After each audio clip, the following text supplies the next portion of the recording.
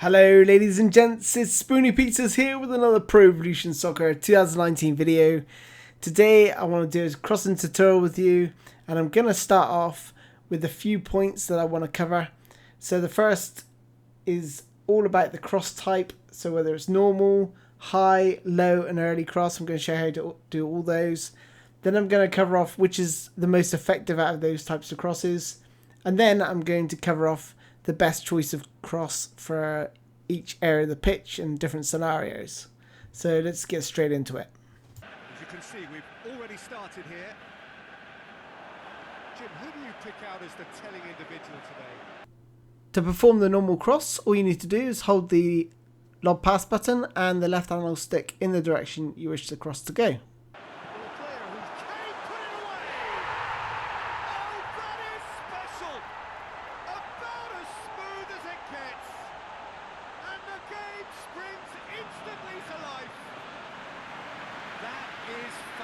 Just drink it in.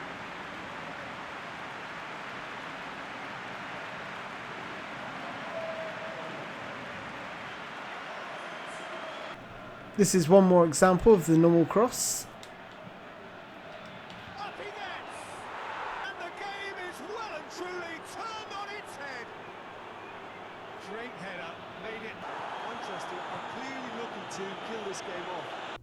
To perform the high cross, all you need to do is hold the special controls button and the lob pass button together and aim using the left analog stick. It's keeping the ball away from the other end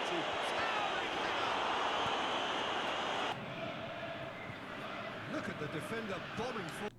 Next up is the early cross, so all you need to do is hold the player select and press the lob pass button and aim using the left analog stick. Has a pop.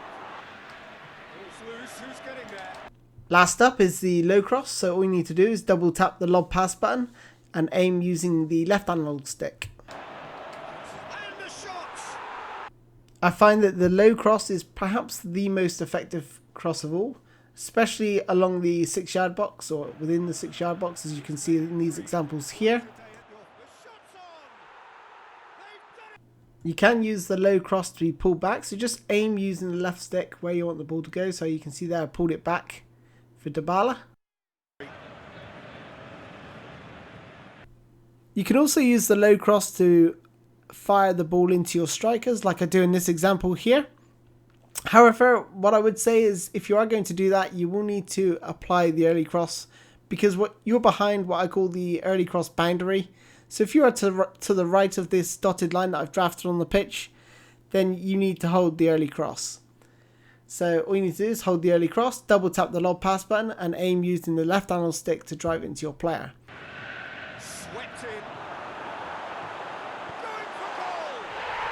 Oh, right back in business. Oh, that was a cracking little exchange to set up the finish. And if you want to cross the ball from this area of the pitch, you must be holding the early cross button, which is your player select, in combination with any type of cross you want to perform. The low cross is the most effective cross. However, there's no point crossing if your players aren't there, and it does help if you're around the back. If you've got a defender next to you, chances are he's going to intercept it. So then you need to cut back in and think about a different type of attack. If you are in this area of the pitch and the low cross isn't on, then just use the high cross if you've got a player there just behind the play, as they will be able to run onto it and leap higher than the defender generally, because it's a standing jump against a running jump. For every Pro Evolution game that's ever been released, including prior to the Data Pack 2 release, the early cross was by far the most effective. Now, the only time I find the early cross in these areas of the pitch effective is when you're doing a first time cross. Now, it does depend on scenario and where your players are, where the defenders are, but generally as a whole, I would say this area on the pitch is the best area for a normal cross. This is the best area for the low cross. And lastly, the high cross in this area of the pitch. When the low cross isn't on and you've got someone coming in at the back post, then use the high cross, as you'll find that is very effective. The most important stats for crossing the ball are lob pass, which is the accuracy of the cross, the swerve stats, how much bend you're going to put on the ball, And finally, the pinpoint crossing ability in the player skills. That's a really, really useful player skill to have if you want to score a lot of goals with a target man, or generally from crosses with your fullbacks and wingers. That concludes the tutorial, ladies and gents. Thank you for joining me.